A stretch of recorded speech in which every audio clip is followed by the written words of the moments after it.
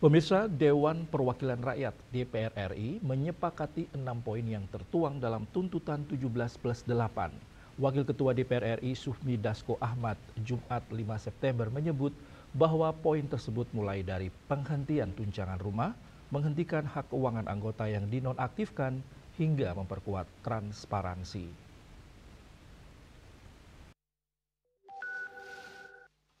DPR RI menyepakati 6 poin yang menjadi aspirasi masyarakat sipil dalam tuntutan 17+8 Jumat 5 September.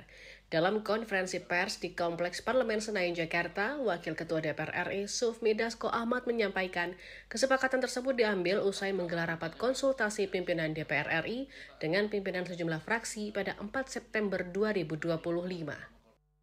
Adapun 6 kesepakatan tersebut yakni menghentikan pemberian tunjangan perumahan anggota parlemen, moratorium kunjungan luar negeri, memangkas tunjangan dan fasilitas anggota DPR RI, menghentikan hak keuangan dan melakukan pemeriksaan anggota yang dinonaktifkan, serta memperkuat transparansi dan partisipasi publik.